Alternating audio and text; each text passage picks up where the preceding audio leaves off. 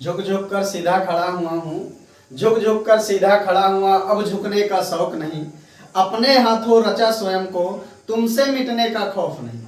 तुम हालातों की भट्टी में, तुम हालातों की भट्टी में जब जब मुझको झोंकोगे, तब तब के मैं सोना बनूंगा, तुम मुझको कब तक रोकोगे। आइए बच्चों, स्वागत है आपका अपने YouTube चैनल एकलव्य ज्ञान स्थल एकेडमी पर।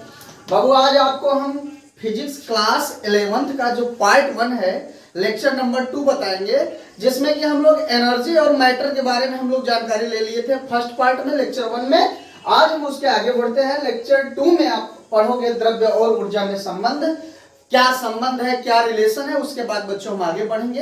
देखते हैं आइए। तो बच्चों द्रव्य और ऊर्जा में संबंध क्या है, देखिए। शुरुआत में प्रारंभ में माना जाता था बच्चों, द्रव्य क्या चीज है, द्रव्य और ऊर्जा बताया गया था। द्रव्य और ऊर्जा दोनों क्या है बच्चों, अलग अलग है, दोनों अलग अलग चीज है, दोनों अलग अलग चीज है। लेकिन बच्चों बाद में अल्बर्ट आइंस्टीन ने कहा भैया हम द्रव्य को ऊर्जा में बदल सकते हैं और ऊर्जा को द्रव्य में बदल सकते हैं। तो द्रव्य और ऊर्जा को बदलने के लिए बच्चे उन्होंने एक नियम दिया है, जिसको हम देखते हैं क्या नियम है।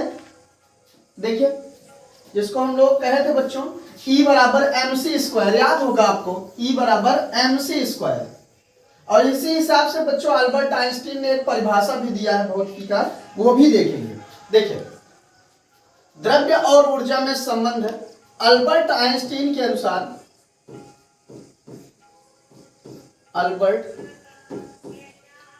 आइंस्टीन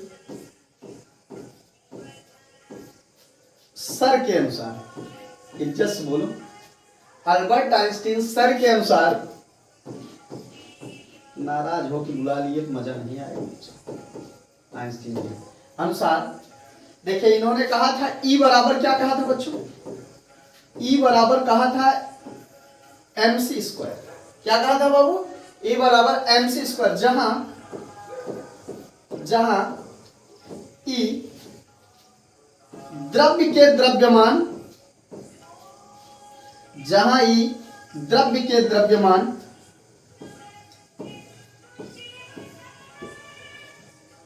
द्रव्य के द्रव्यमान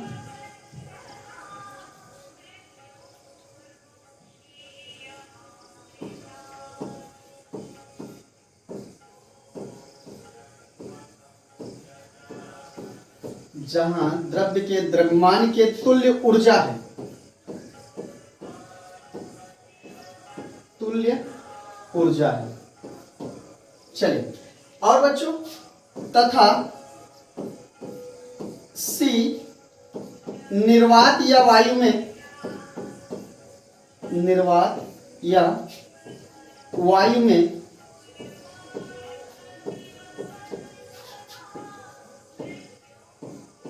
प्रकाश की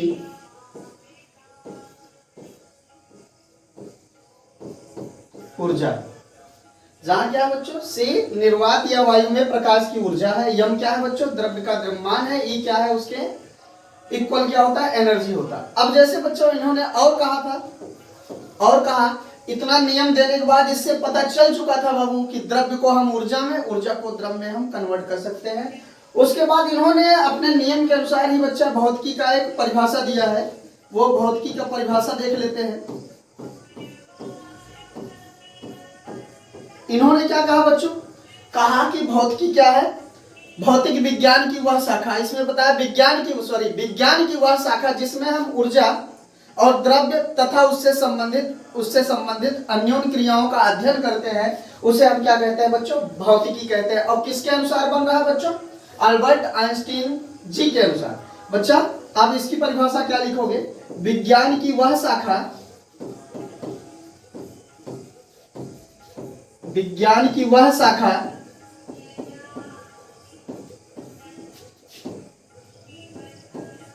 जिसमें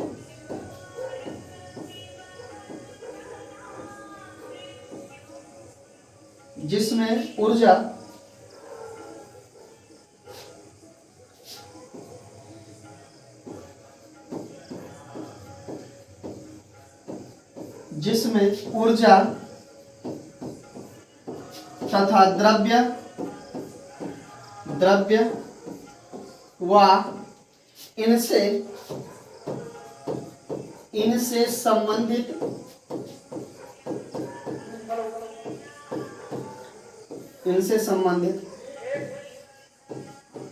घटनाओं का अध्ययन करते हैं।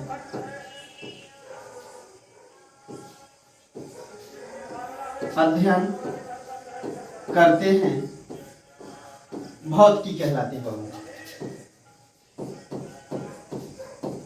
भौतिकी कहलाती है। ये किसके अनुसार परिभाषा बन गई बच्चों? ये किसके अनुसार परिभाषा हो गई आपकी? अल्बर्ट आइंस्टीन के अनुसार। उम्मीद करते हैं बच्चों ये चीजें आपकी क्या है, एकदम क्लियर है। अब देखिए इसी पे हम कुछ उसके न्यूमेरिकल देते हैं। इस पार्ट पे हम कुछ न्यूमेरिकल देख लेते हैं बच्चों। देखिए वो न्यूमेरिकल क्या होगा, जैसे मैं कह दिया 200 ग्राम द्रव्यमान को ऊर्जा में बदलो। ऊर्जा में बदलो। भैया कैसे बदल पाएंगे हम? कैसे बदल पाएंगे बताइए? कोई अपने पास फार्मूला है? कोई अपने पास बच्चों फार्मूला है? आप कहोगे सर हाँ बिल्कुल है। किसके अनुसार बच्चों? अल्बर्ट आइंस्टीन के अनुसार। क्या फार्मूला था? देखिए बच्चों यम बराबर आप क्या लिखोगे?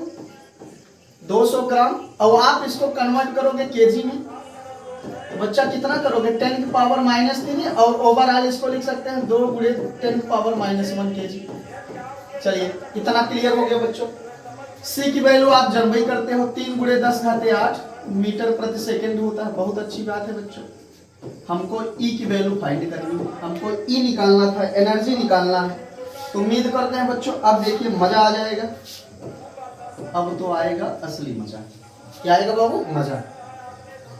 तो हम लिखते हैं ई बराबर mc²। m की वैल्यू 2 × 10⁻1। 80 की वैल्यू बच्चा 3 × 10⁸ मीटर प्रति सेकंड होता है वायु में। तो बच्चों 2 × 10 की पावर -1, क्या अंग्रेजी बोलते हैं सर जी, 16 हो गया बच्चों। 9 दूना कितना हो जाएगा? 18 × 10⁻15। अगर घात 1 कम कर देंगे। क्या ये फिजिकली भाषा में उचित है? क्या ये फिजिक्स कहता है ऐसे लिखो? नहीं कहता बच्चों। इसके लिए हमको नियम भी है। 1 दशमलव आगे पढ़ाते हैं आपको, सार्थक अंक कोटिमान पूरा।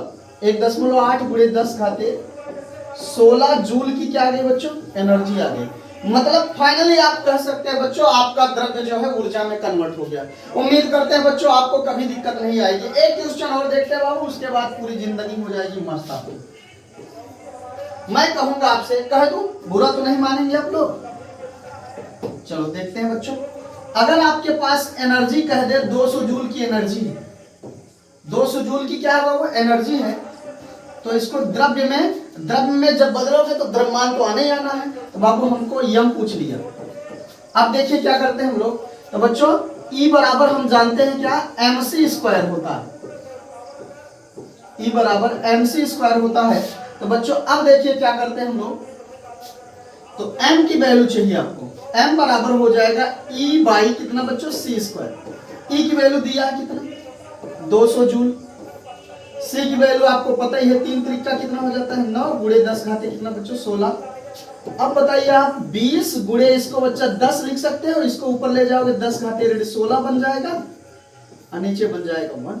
तो आप जब इसको बच्चों क्या करोगे? डिवाइड करोगे। देखो 9 1 कितना हो जाएगा? 9। बचा कितना बच्चों आपके पास?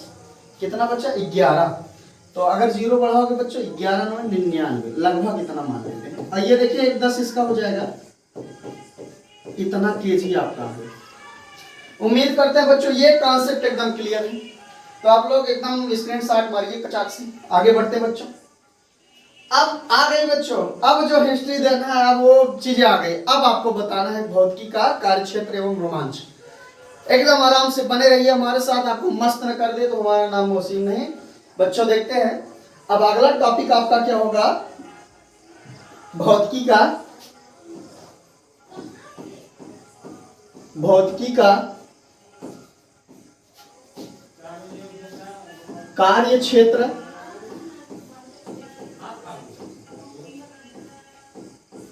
एवं रोमांच। एवं रोमांच।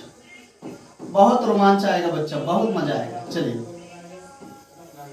बच्चों, भौतिकी को देखिए, भौतिकी क्या बच्चा बहुत विस्तृत है, बहुत है। आप कहीं भी चलते जाएंगे किनारा नहीं मिलने वाला। लेकिन बच्चों इसको मुख्यतः मूल रूप से दो भागों में बांटा गया है। एक माइक्रोस्कोपिक कहा गया है, एक माइक्रोस्कोपिक कहा गया है। तो बच्चा वो चीजें हम आगे बढ़ते हैं। देखिए कौन कौन पार्ट है इसमें, दो पार्ट हैं। तो बच्चा भौतिकी का कार्य, क्षेत्र एवं रोमांच। अब इसको मुख्यतः बाबू दो भागों में बांटा गया। वो होता तो बहुत है, आप लोग किनारे नहीं पाओगे, ना हम पाएंगे ना आप पाओगे। ये सागर है, समुद्र है बच्चा, फिजिक्स हम लोग डूबते चले जाएंगे, डूबते चले जाएंगे, किनारा मिलने वाला नहीं है। तो बच्चा इसको मुख्यतः दो पार्ट में डिवाइड किया गया है। वो दो पार्ट क्या क्या है देखिए, इसको दो भागों में, इसके कार्य क्षेत्र को दो भागों में बांटा गया है। पहला देखिए स्थूल प्रभाव क्षेत्र, स्थूल प्रभाव क्षेत्र, जिसको बोलते हैं बच्चों माइक्रोस्कोपिक, इसको बोलते हैं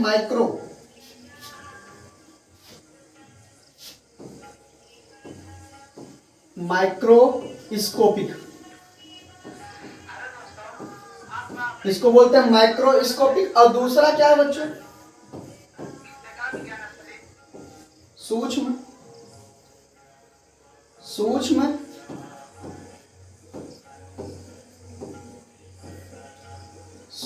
प्रभाव क्षेत्र।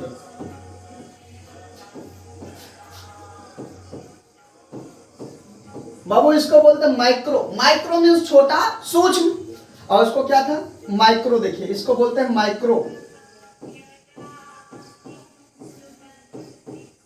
माइक्रोस्कोपिक।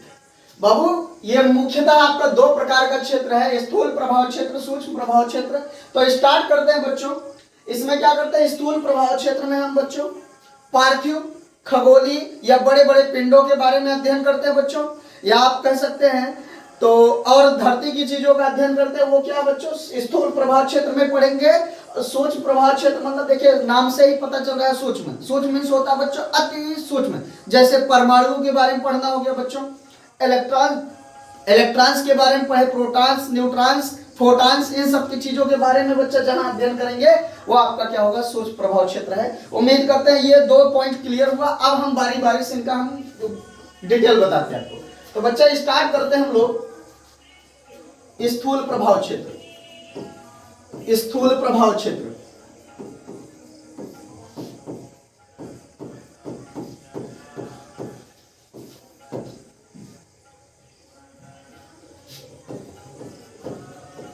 इसके अंतर्गत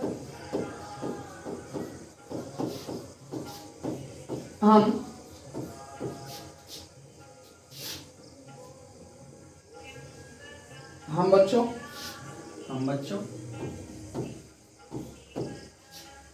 क्या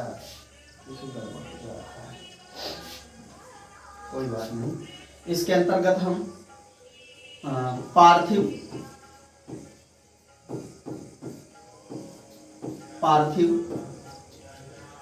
खगोलीय,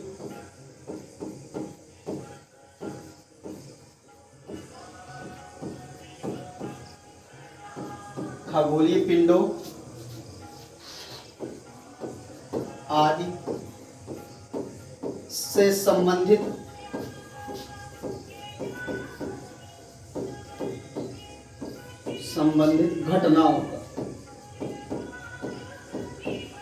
घटनाओं का क्या करते हैं बच्चों, अध्ययन करते हैं। लेकिन वो भी करते कैसे हैं ये नहीं करवाता। इसका भी बच्चा एक क्या है, इसमें भी क्या है बच्चों, देखिए इनके क्रियाकलापों का अध्ययन बच्चों,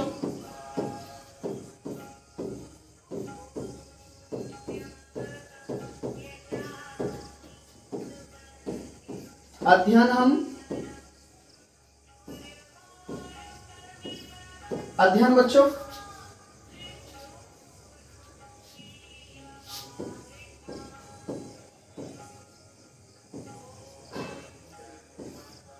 अध्ययन हम कहां करते हैं बच्चों, देखिए चिर सम्मत फिजिक्स में।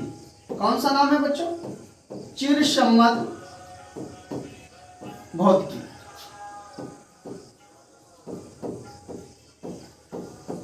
चिरसम्मत भौतिकी में करते हैं, मतलब बच्चों चिरसम्मत भौतिकी के, जिसको प्राचीन भौतिकी कहते हैं, में करते हैं। अब आपसे अगर पूछा जाए बताओ स्थूल प्रभाव क्षेत्र का अध्ययन आप कहाँ कहोगे, कहते हो क्लासिकल फिजिक्स में करेंगे। कौन सी फिजिक्स बच्चों? चिरसम्मत भौतिकी को ही इंग्लिश में कहते हैं क्लासिकल फिजिक्स। और इस फिजिक्स के अंतर्गत बच्चों हम इन्हीं क्लासिकल फिजिक्स के सिद्धांतों का उपयोग करके स्थूल प्रभाव क्षेत्रों के बारे में क्या करते हैं बच्चों, वर्णन करते हैं। अब देखिए क्लासिकल फिजिक्स के बाबू, क्लासिकल फिजिक्स के कुछ सब सब्जेक्ट है। Classical physics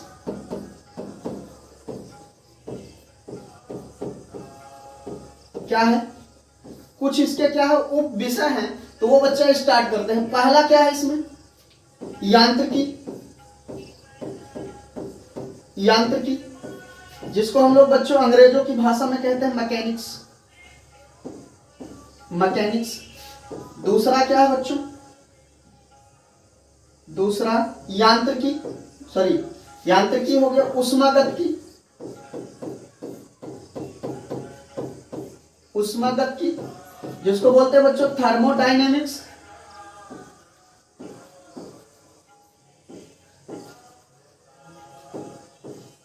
thermodynamics. अगला क्या है बच्चों, दोलन एवं तरंगे। दोलन एवं तरंगे, ऑस्किलेशंस। ऑस्किलेशंस एंड वेव, ये बच्चा विषय हो गया। अगला क्या लिख सकते हैं बच्चों, प्रकाशिकी लिख सकते हैं। प्रकाशिकी जिसको बोलते हैं बच्चों ऑप्टिक्स। ऑप्टिक्स। अगला पॉइंट क्या लिख सकते हैं बच्चों, विद्युत गतिकी।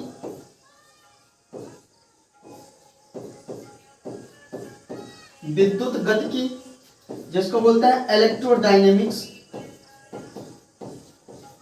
इलेक्ट्रोडायनेमिक्स ये बच्चा हो गया आपका उप विषय।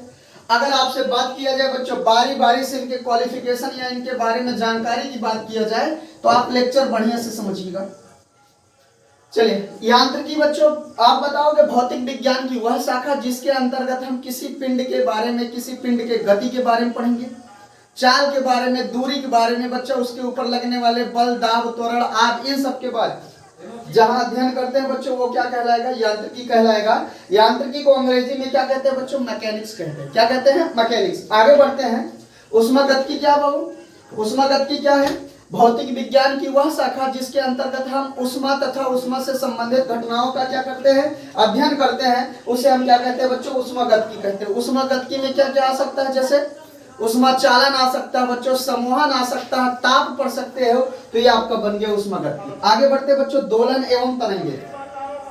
दोलन एवं तरंगे, आप बताओगे बच्चा इस सब्जेक्ट के अनुसार आप क्या पढ़ोगे, इस सब्जेक्ट के अनुसार आप बच्चा बता सकते हैं, आप जैसे दोलन होता है, कंपन होता है बच्चों, कह सकते हैं ध्वनि का संचरण होता है, इन सब चीजों के बारे में जहां अध्ययन करेंगे वो आपकी कौन सी होगी बच्चों, दोलन एवं तरंगे होगी। उम्मीद करते हैं ये कॉन्सेप्ट क्लियर। प्रकाशिकी क्या है बच्चों, कह दो भौतिकी की वह शाखा जिसके अंतर्गत हम प्रकाश तथा प्रकाश से संबंधित घटनाओं का क्या करते हैं, अध्ययन करते हैं, उसे हम क्या कहते हैं बाबू, प्रकाशिकी कहते हैं। डरिएगा मत, अभी लिख रहे हैं, टेंशन मत लीजिए। विद्युत गतिकी क्या होता है बच्चों, विद्युत गतिकी कह दो भौतिक विज्ञान की वह शाखा जिसके अंतर्गत हम क्या कह सकते हैं, विद्युत क्षेत्र और चुंबकीय क्षेत्र से उत्पन्न होने वाले प्रभावों का अध्ययन करते हैं, उसे हम क्या कहते हैं बच्चों, विद्युत गतिकी। उम्मीद करते हैं बच्चों ये कॉन्सेप्ट क्लियर हो गया। ये किसका प्रभाव क्षेत्र था बाबू, स्थूल।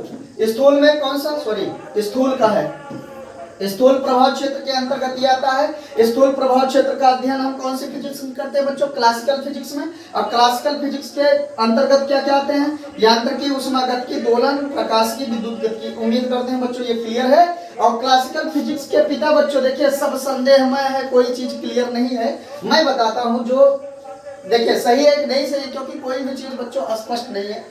तो क्लासिकल फिजिक्स के पिता कहा गया था सर आइजैक न्यूटन। देखिए कहा गया था बाबू, है कि नहीं ये बात अलग है। सर आइजैक न्यूटन को कहा गया, वैसे बच्चों एक वैज्ञानिक को किसी का पिता ठहराना उचित नहीं है, क्योंकि सारे लोग मिलकर कॉन्सेप्ट दिए हैं बच्चा, तब जाके फिजिक्स का निर्माण हुआ। अगला बात कर लेते हैं बच्चों, अगला पॉइंट हम बढ़ते हैं। अगला कॉन्सेप्ट क्या होगा आपका? सूक्ष्म भौतिकी, सूक्ष्म प्रभाव क्षेत्र। सूक्ष्म प्रभाव क्षेत्र की बात करते हैं। लगे रहो बच्चों ऐसे बस, जिसको हम बोलते हैं बच्चों माइक्रो।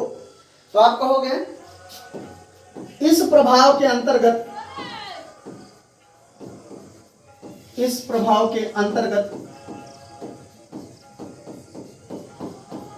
हम सूक्ष्म कणों के बारे में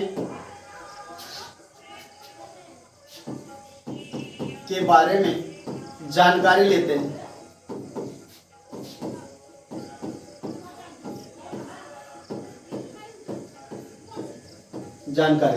लेकिन वो कैसे लेंगे बच्चों? किसके सिद्धांतों से लेंगे बताइएगा? जानकारी लेंगे, सही बात है, आप जानकारी लेंगे, लेकिन बच्चों किनके सिद्धांतों से आप बताओगे? आधुनिक भौतिकी के सिद्धांतों से। आधुनिक भौतिकी के सिद्धांतों से। आधुनिक भौतिकी के सिद्धांतों से लेंगे। तो बच्चा आधुनिक भौतिकी को हम कहते हैं, आधुनिक भौतिकी को हम क्या कह देते हैं बच्चों? Modern physics. Modern physics.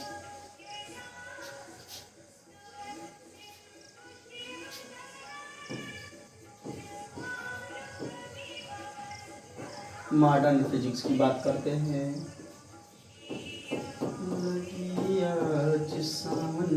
की झड़ी है आज इस बोर्ड पे बच्चों, आधुनिक भौतिकी आ पड़ी है। आगे देखते हैं बच्चों, अब इसके भी दो उप विषय हैं। दो उप विषय बच्चों कौन कौन है? परमाणु भौतिकी। परमाणु भौतिकी बाबू जिसको बोलते हैं एटॉमिक फिजिक्स। अच्छा बारह में पढ़ोगे एटॉमिक फिजिक्स। और दूसरा क्या है बच्चों? रंग बिरंगे संसार की सैर करवा रहे हैं आपको। दूसरा क्या बच्चों? नाभिकीय भौतिकी।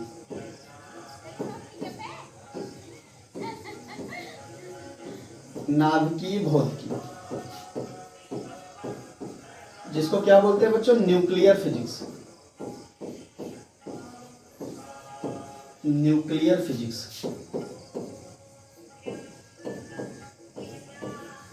चलिए तो बच्चा ये दो पार्ट आया आपका, इसमें माइक्रोस्कोपिक वाले पार्ट में बच्चों अब हम आपसे पूछे परमाणु भौतिकी क्या चीज होता है? समझ ना आए बच्चा मार्क फेंक देना मुझे, लेकिन पढ़ना जरूर। परमाणु भौतिकी बच्चों भौतिक विज्ञान की वह शाखा जिसके अंतर्गत हम परमाणु के भीतर लेकिन नाभिक के बाहर, याद रखना, भौतिक विज्ञान की वह शाखा जिसके अंतर्गत हम परमाणु तथा परमाणु के भीतर लेकिन नाभिक से बाहर की चीजों का क्या करते हैं बच्चों? अध्ययन करते हैं। उसे हम क्या कहते हैं बच्चों? परमाणु भौतिकी। लिख देते हैं भौतिक विज्ञान की वह शाखा, भौतिक विज्ञान की वह शाखा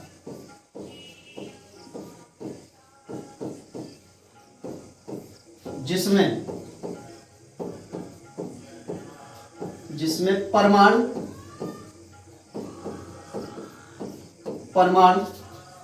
तथा परमाणु के भीतर, परमाणु तथा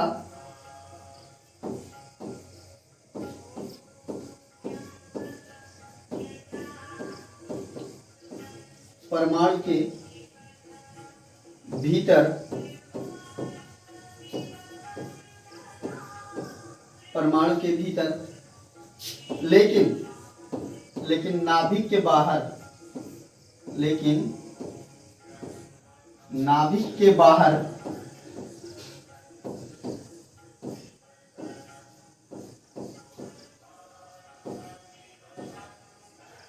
लेकिन बच्चों नाभिक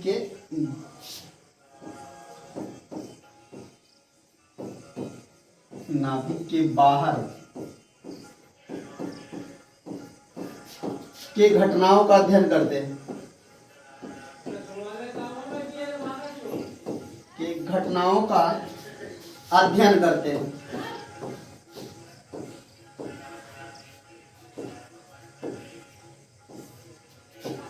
अध्ययन करते हैं, ये उम्मीद करते हैं बच्चों ये कॉन्सेप्ट क्लियर आपका। दूसरा क्या पढ़ूं? नाभिकी, नाभिकी भौतिकी। परिभाषा तो आप समझ गए होंगे। कितने बच्चे समझ गए? हाथ उठाइए। कितने बच्चे समझ गए? आइए अब आता है असली मजा। क्या आएगा बाबू? मजा। ये लो, इस बार लो। रंग बिरंगे संसार में चल रहे बच्चों हम लोग। नाभिकी भौतिकी क्या कहेंगे? भौतिक विज्ञान की वह शाखा,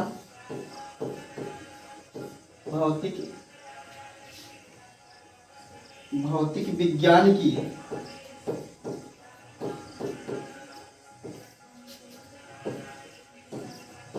वह शाखा जिसमें नाभिक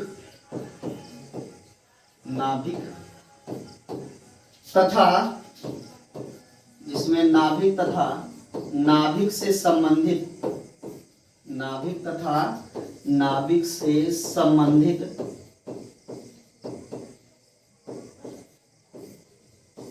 घटनाओं का अध्ययन करते हैं